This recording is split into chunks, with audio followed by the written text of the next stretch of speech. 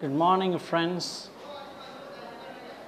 Yeah, in the last couple of classes, we discussed Thomas De Quincey's The Knocking at the Gate in Macbeth. And today we are going to discuss one important essay, widely anthologized and widely read essay by T.S. Eliot, The Tradition and Individual Talent. Tradition and the Individual Talent, a 1919 essay by T.S. Eliot.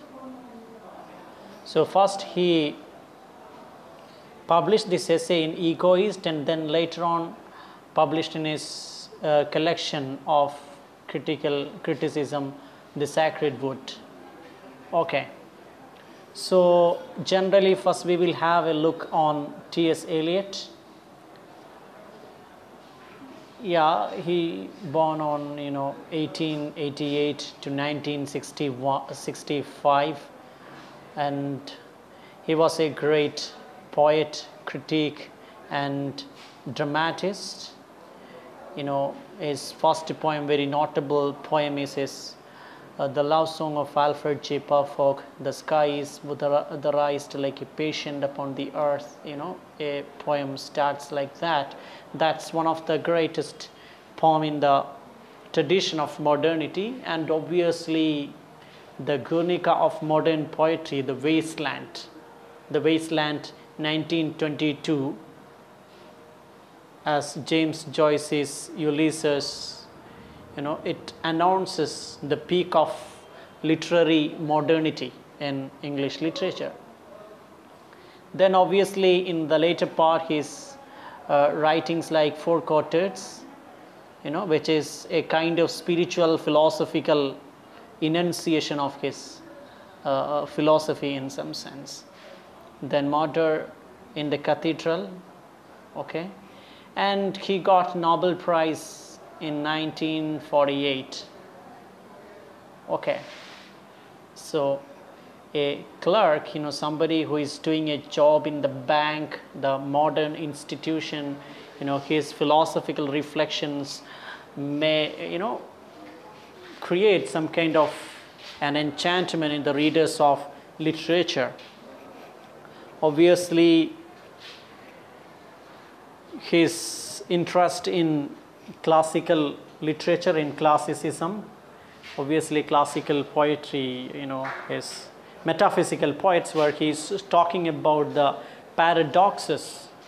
He's actually very much interested in this kind of ideas of paradox in the language. My end is my beginning in Four Quartets is an important instance of this. Okay. Now T.S. Eliot's major critical writing, there are a lot of other critical writing. I have listed only three here. One is Tradition and Individual Talent, 1919, in which he is talking about the idea of tradition and his theory of impersonality, that is talking in his Tradition and Individual Talent. And then we have Hamlet and His Problems, where he is talking about objective correlative. Means in order to express an emotion, we associate it with some objects. Okay, so that is objective correlative. And then we have metaphysical poets. The metaphysical poets of 17th century, the history of it's the term, like Dryden and Johnson, they have talked about this idea, but it disappeared. People were not very much interested in metaphysical poetry while Eliot was talking about it. Then he got interested in metaphysical poetry and their philosophy, and that was a period of revival of metaphysical poetry. Then we have confessional poetry. Okay, this metaphysical poetry is an important essay where he is associating, where he is talking disassociation of sensibility, where we have in the before 17th, his main argument is that before 17th century, the feelings and intellectual activities are combined or enmeshed in a literary work. But after that, with the advent of this metaphysical poets, they gave much prominence to intellectual activities, means intellectual thinking, spiritual thinking. That is what is called disassociation of sensibility. Okay. Now this would be useful for you to reflect whenever you are writing an essay. Tradition and individual talent. This 1919 essay has 3 parts. Part 1, the concept of tradition, and part 2, the impersonality theory. Part 3, the conclusion, where he is concluding the essay with, underlining the major points. Yeah, concept of tradition. We are now dealing with the essay. We try to present this essay with some closer attention. There won't be much analysis. I would be trying to talk about the main theme of the essay.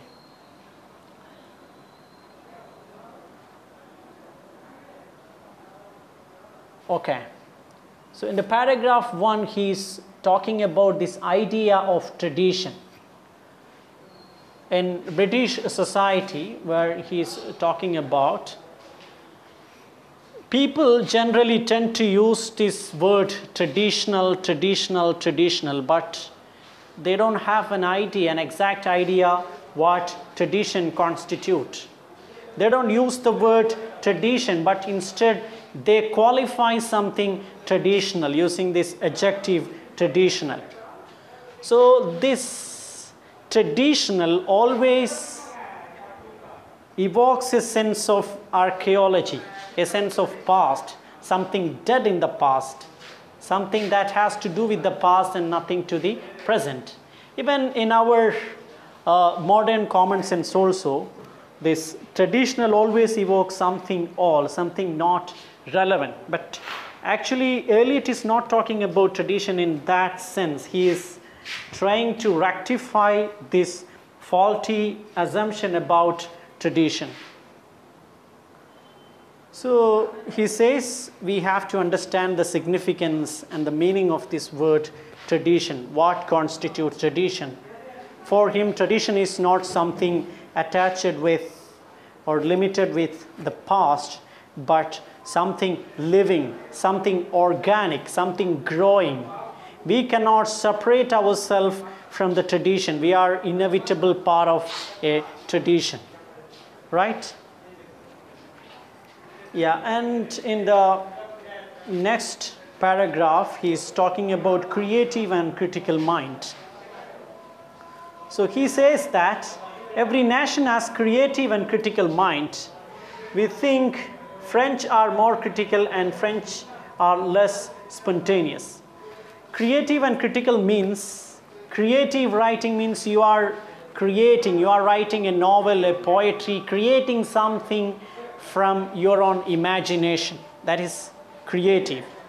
Critical writing means you are engaging with some literary piece or some literary writing with your critical mind. You are elaborating it, you are classifying it, you are analyzing it. That's what called critical writing. So the English always, according to Eliot, English people assume that French are more critical. They have produced a lot of works of criticism. Okay. This is the assumption, okay. And by extension, they assume that if French are more critical, they are very much focused in critical writing. English people are very spontaneous. They are very much creative. Okay, and French are less spontaneous. Spontaneity is something associated with creativity. Yeah, and we have all other discussion about creative and critical writing in Matthew Arnold. Eliot is also trying to engage with Matthew Arnold in his somewhere in this essay.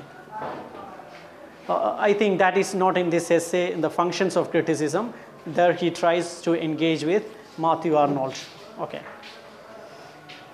Means for Matthew Arnold, the functions of criticism is For Matthew Arnold, the functions of criticism is, it is criticism of life. Okay, that is not relevant here. Then the other point he says, even French is more critical, doesn't matter. He says that it is not like that. Our assumption is not right. Actually, we are also critical. We are also creative. Criticism is very much part and parcel of our literature, daily writing, means daily practice. For example, who can be a critic? An interesting, episode or an interesting example is, who can we call a cook? A cook or a chef, if anybody can prepare a cup of tea, we can also, call him a cook. Means the idea of cook can be applied to the minimal, who has a minimal sense of preparing something. It is not limited to somebody who is perfect in this art of cooking. Just like that, that is, somewhere it is discussed. I don't remember exactly. Just like that, criticism, everybody in their daily life, they practice criticism. Criticism is just like, breath. We can't live without criticism. So his conclusion is that, we say French are more critical, we are less critical, we are, creative, French are less creative. These kind of arguments are rising from, lack of understanding. It's not using the word lack of understanding, but it is an assumption, basically his argument is. Yeah, now he's moving on, to define tradition, what constitutes tradition. So as an introduction, he says, we have a tendency to praise some writers,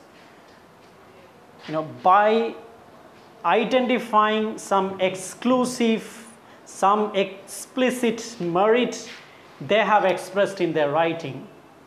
And based on those points, we try to evaluate, we try to praise some writers. Means basically we try to separate a writer from his predecessors. Okay, for example, we would say that, somebody who is interested in romantic poetry, they would say that, these romantic people, they have, they are talking about nature, they are talking about their feelings from an intellectual superiority, from a point of, intellectual exercise. These people are coming down to the concerns of common public. Means, as Wordsworth says, poetry, poet doesn't weep as angels. Okay, like that, I'm not clear about that quotation. So here, by separating that kind of some points, we try to evaluate or praise a writer.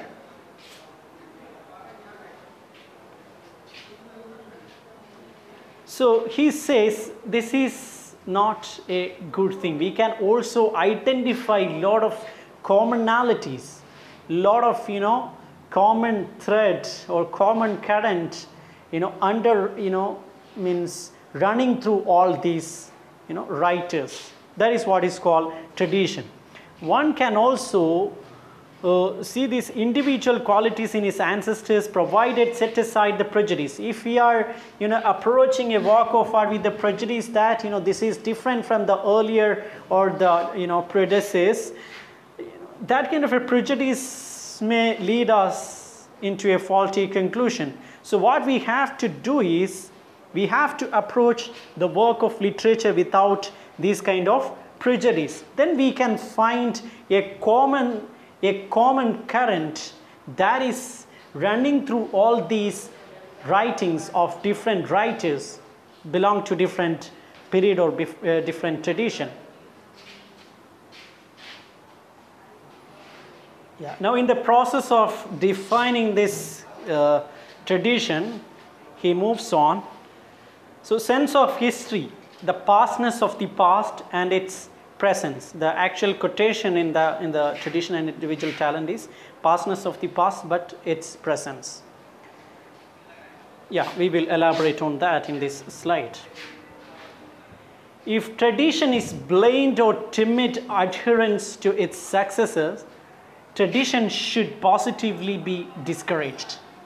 Yeah, now he is rectifying one another faulty notion about tradition. So people generally believe that tradition is following something.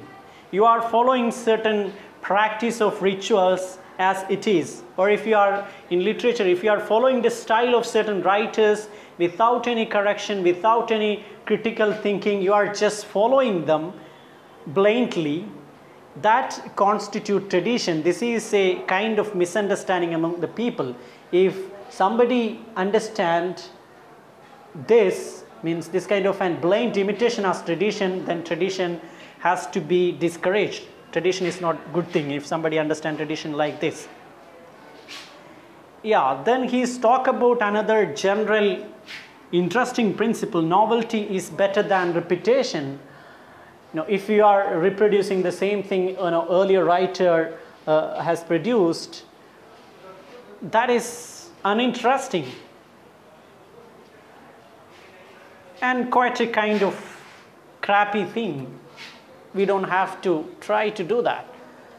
So we have to always give some importance to novelty, but not to imitating something. Tradition is not in the imitating something, and tradition is not against bringing something new.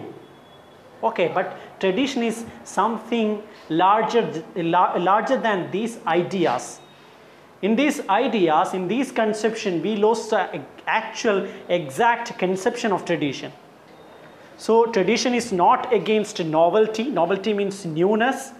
Tradition has an explicit meaning of the past, and tradition is also not, following something, blind adherence of something, blindly following something, some writers or some, some practices. No. But tradition has a wider significance. It has a larger signification. Tradition cannot be inherited. You cannot simply inherit a tradition. But in order to attain a tradition, you have to work hard into that direction. You have to understand what that tradition is, and you have to practice that tradition with it needs a lot of hard work. By birth, you may get a lot of ancestral properties and all, but you are not in a position to get some tradition by birth, merely by your birth. So in order to attain a tradition, you have to work hard.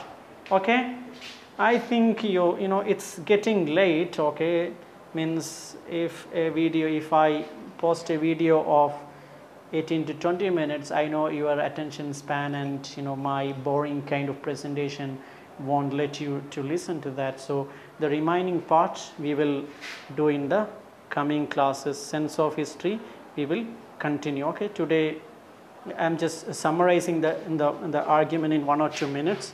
Okay, what we have done so far, means about the Eliot and his works, that is the important date you have to notice is that he got Nobel Prize in 1948, and then his major critical writing, Tradition and Individual Talents, Functions of Criticism, Hamlet and His Problems, and the major ideas discussed in those works. And then we have Tradition and Individual Talent, which is 1919 essay, and it has 3 different parts. The first part is talking about conception of tradition, then second, impersonality theory, third, the conclusion. And in the paragraph 1, he is talking about the idea of tradition and traditional. We always use the word traditional without understanding what tradition is. In our using the term traditional, we always invoke a sense of past, a sense of archaeology, a sense of dead past. Okay, but yeah, he is in the process of defining or elaborating what tradition is talking about the British people's mentality, what British people are, British people are generally very, creative, not critical. So he says criticism is inevitable as breathing. Means he's, there he's trying to point out that criticism and creative, these are very much important for a tradition. And how do we evaluate, that criticism important, because how do we evaluate certain individuals, certain writers and their work? We are always trying to separate them from the past, and this is a kind of prejudice, he says. And once we set aside this prejudice, we can find a common current running through all these writers, which can be termed as tradition. And then in the next he is saying about, tradition is not blindly imitating something. Tradition has novelty, it has a wider signification. Tradition is not something inherited, but it has to be attained by hard work. Okay, the sense of history part we will continue in the next class. Okay, thank you. So if you have any comments or any queries, you could ask me in the WhatsApp group. Okay, thanks.